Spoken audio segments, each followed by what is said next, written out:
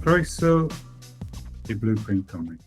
I have in Blueprint Cymru already explored the history of the Welsh in North America with Robert Humphreys of the Great Plains Welsh Heritage Centre in Nebraska, and talked with Dan Roboth of the Magog Centre for Welsh Studies in Ohio about growing desire of people in the US to learn Cymraeg and connect to their Welsh heritage.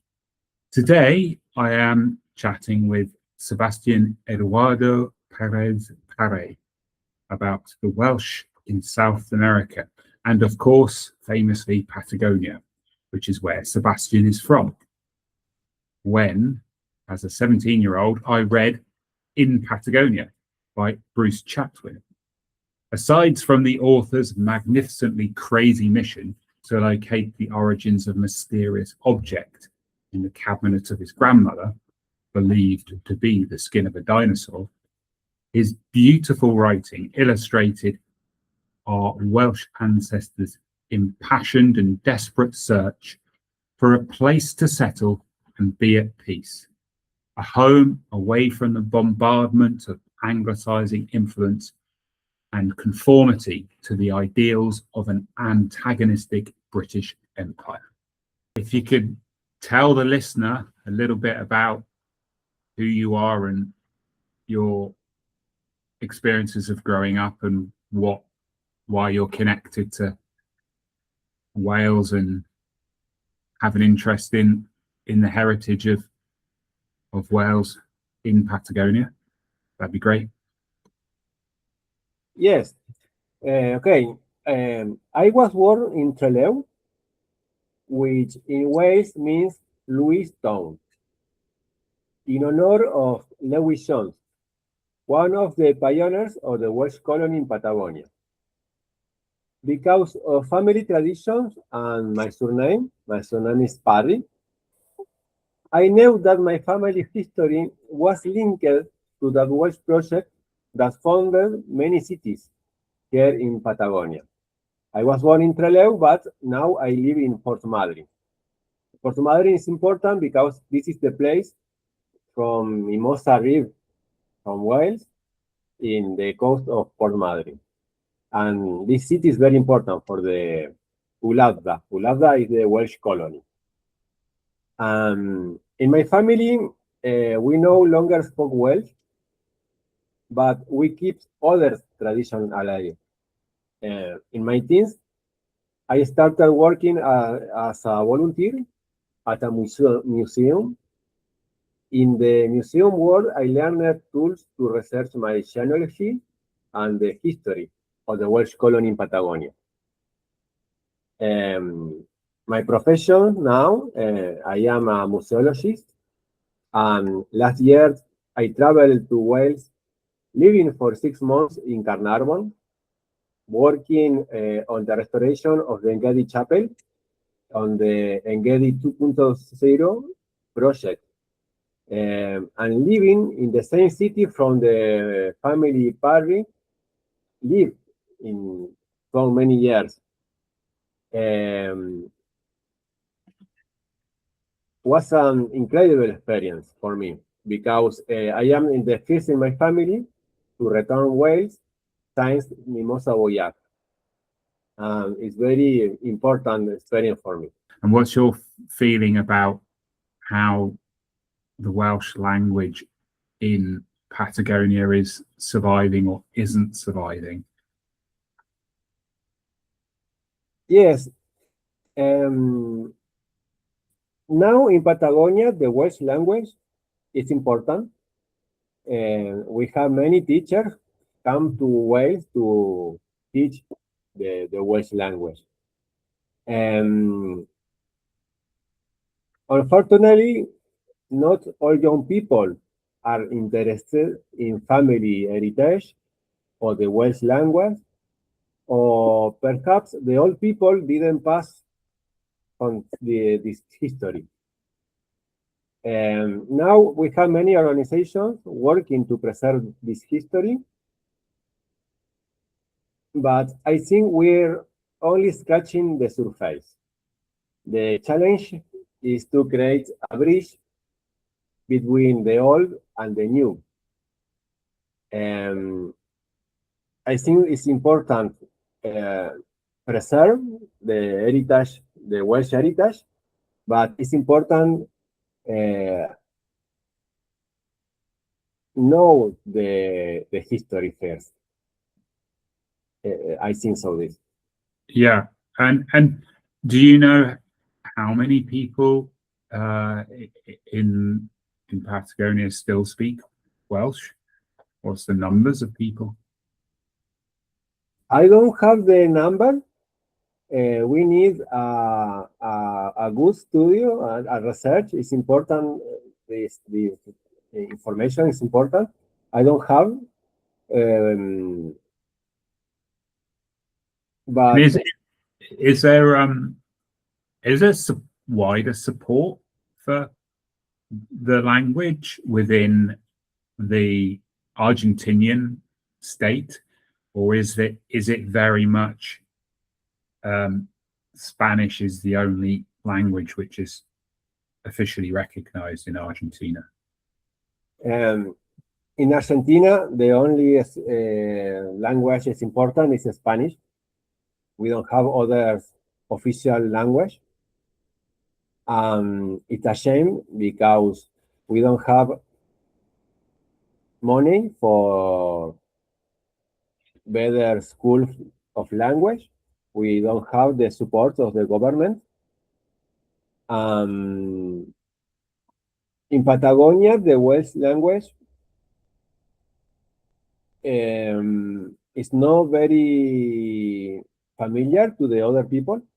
Only a little group of old people speak Welsh.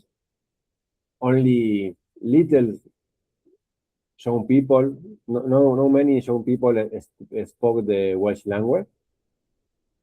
I think so.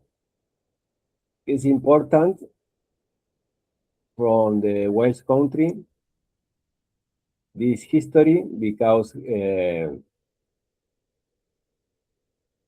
family now try to speak the Welsh language, but it's a shame the government don't give us money from for the schools of Welsh language.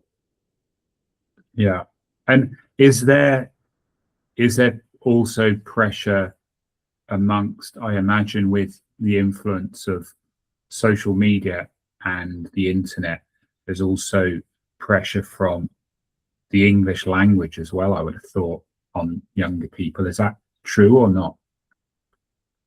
Yes, it's a problem.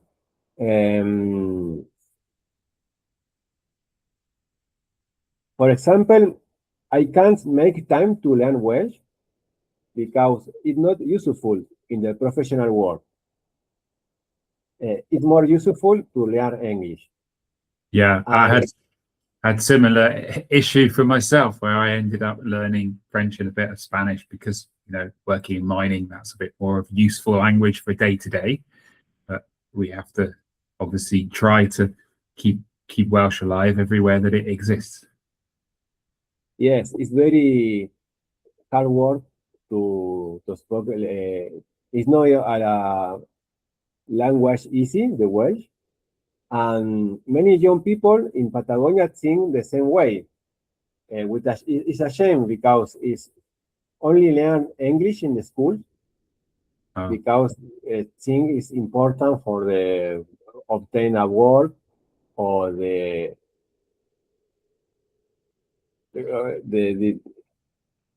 it's a shame. It's very, very sad. Yeah, absolutely. And is like the current president, Javier Milei, is presumably he's quite chauvinistic about language and language learning, because it's not just with Cymraeg. I was thinking also with the Amerindian, the native languages of Argentina that were there before the European languages. Presumably they also don't have the support of government. Yes, the Welsh culture has survived in Patagonia despite many politicians who never support it. But what we are experiencing now under Javier Milei's government is unprecedented. He's a murderer of the entire culture and science. It's a shame, it's catastrophic. It's a crisis now in Argentina. We have a big crisis in education and culture. The minorities, the small communities, like the Welsh people, is very lonely in this war now. We don't have support of any kind. It's very sad, but I think the Welsh government can help the diaspora of Patagonia. We need more links, more help from the government of Wales. And so, yeah, absolutely. So how do you see like the relationship evolving there? Because obviously there's the heritage tourism and I guess like nostalgia of maybe people coming over from Wales to Patagonia to look and learn and see some of their own history, but actually from a living political cultural partnership that's focused on minority language rights and tying that in with education and solidarity across the continents, between Wales in Europe and the Welsh spoken in Patagonia and South America. What's your view of like how do we make that relationship stronger and bring the communities together and also help people in Wales realize that people like yourself are there trying to do things to keep the Welsh culture alive and keep the Welsh language alive in other parts of the world? What would you like to see happen? Yes, now which we don't support with money, I think so. All that left for us is to build network, meet people, and connect more with the Welsh community, and use the social media for link. Like your podcast is amazing space for I can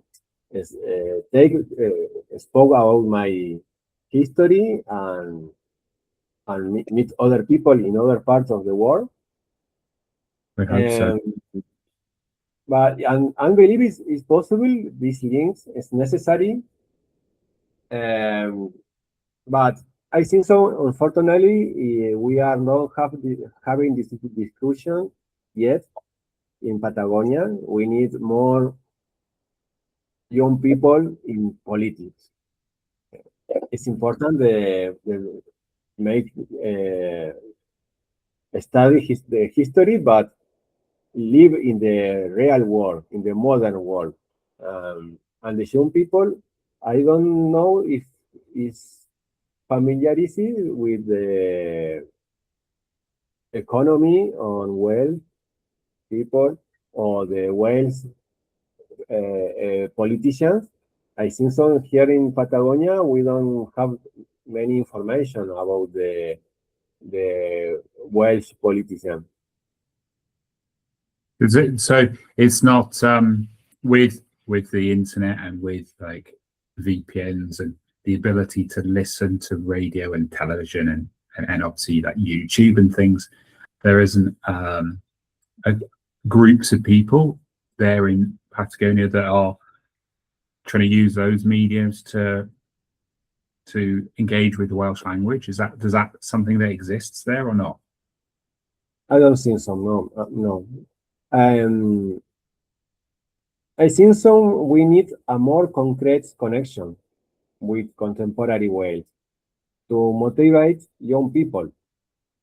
Yeah. If you know the young people only learn English, only things in North America or the big cities, They're focused on the United States and Canada as to like ambitions and things.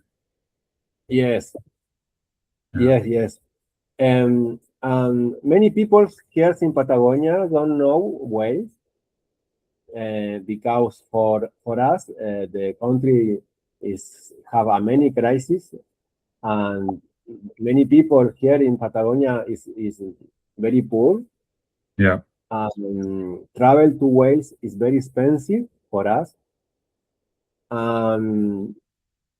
The young people prefer travel to Brazil or maybe Spain, no, the other countries, famous country. Is And Wales is that to look for work, or do they go there out of, like, for curiosity or by what? curiosity. No, Okay. we don't have in Argentina many connections, many professional connection with other countries. Argentina is a isolated country. We don't have many contacts with other countries. That reason, many people don't speak English. And for me, for example, it's very hard to speak in English because I only learn in the school, but then I don't have contact with other country and to professional work. No, it's only for curiosity. I have the possibility to travel other country, but professional like Argentina is a very poor country. In other country, we don't have the possibility to work with other people, no? And all those situations that you've just described so well, none of that has created a unique political movement for the Welsh communities within Patagonia to try and get more for themselves economically and culturally. There isn't a party or groups of people that are trying to do things politically there. No. For the moment, no. I think so is very important to young people form a political space. It's like you say, here is important with the Welsh chapel or tech tea or the Cymraeg, the Welsh language. Yeah. But the economy, we don't speak about the economy or the politician. It's important now in this moment to speak about the problems in Argentina, but and the problem of the whale. And then it's a challenge. It's a new challenge for the descendant of the diaspora in Patagonia to participate in this space.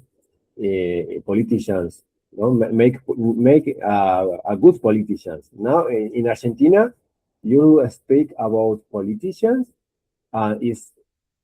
is very bad. No? The politician is all very bad people. No? The young people think the politicians is bad people, is a thief. Actually, I had a question about the church, because how influential, because obviously a lot of the motivation behind the mimosa was very much like religious based as well, and why the first colony went there. So how influential is the church nowadays to younger people?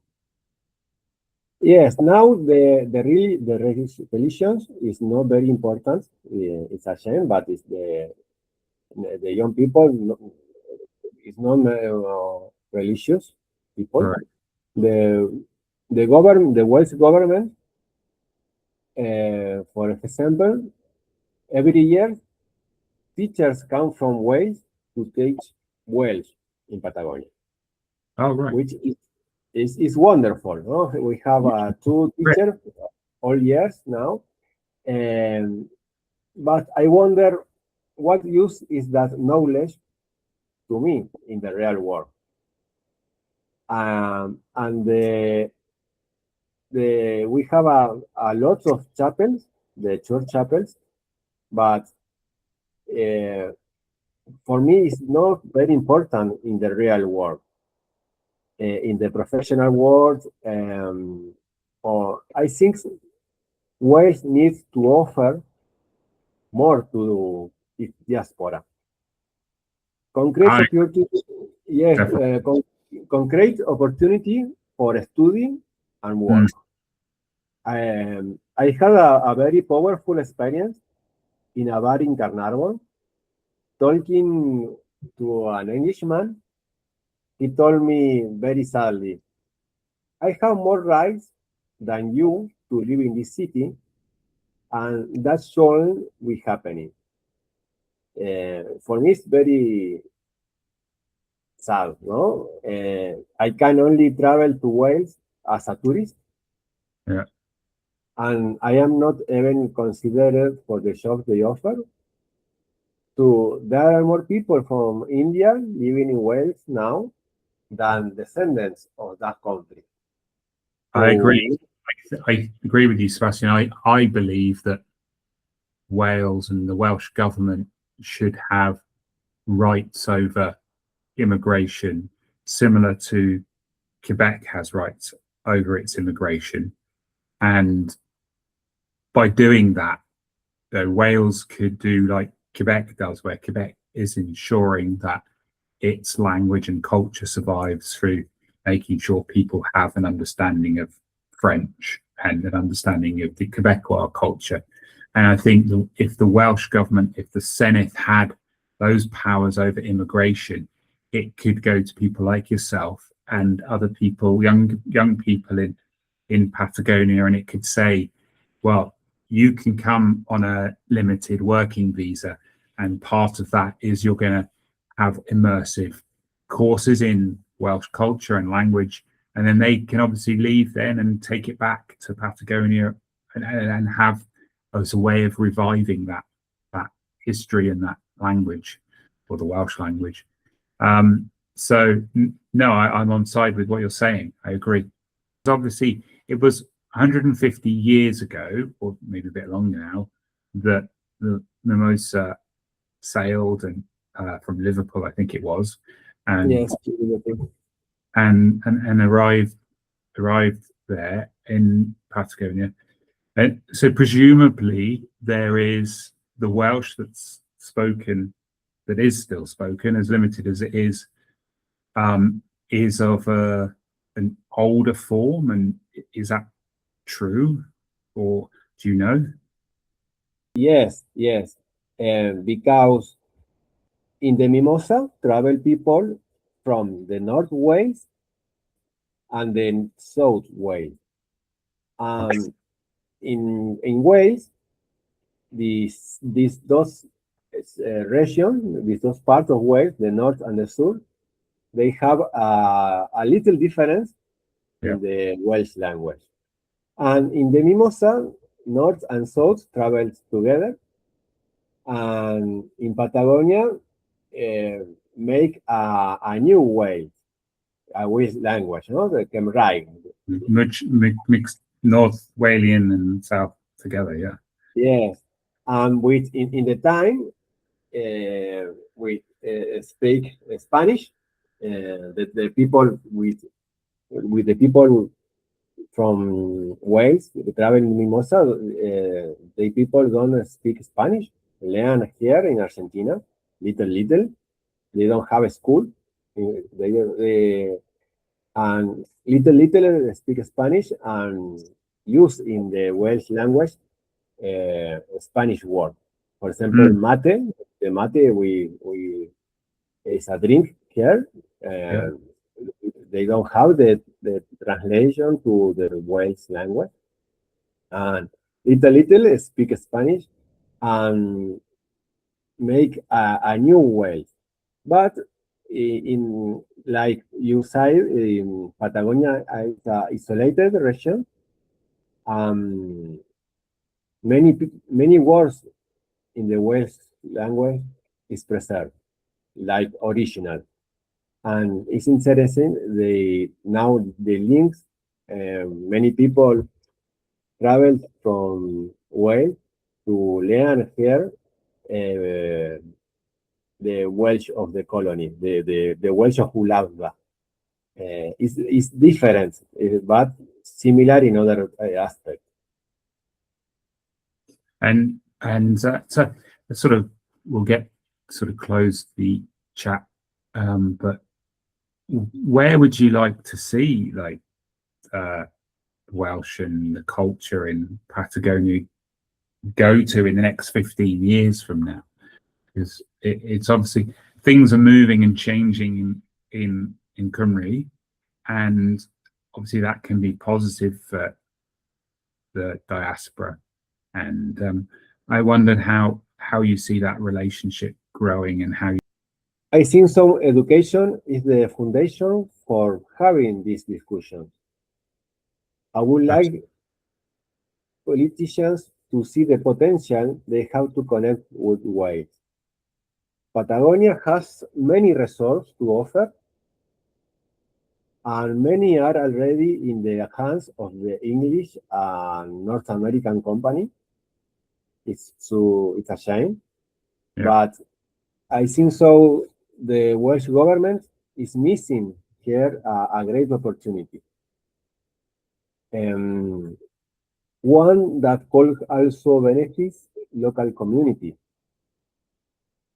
I look to the future with the hope that minorities will finally take control of their destiny. And this connection between Wales and Patagonia will be the key. And I think so it's possible to make a better future for the young people. I hope that comes to fruition. Absolutely, Sebastian. Sebastian, diolch for being today's guest on Blueprint Cymru. Check out our podcast. Over the last year, New Wales has interviewed our own Gwen Gwynville, who has more or less accurately predicted the 2026 Senate election results. We have spoken to many ambitious and thought-provoking individuals. We have published our manifesto, which hopefully gonna kick a few grey cells into gear and have some comeback on that. We've already had a few. But unfortunately, many of the people that have come back and said they want to be on Blueprint Cymru have been silenced by their bosses. And I don't think they were trying to say anything controversial other than stuff needs to change.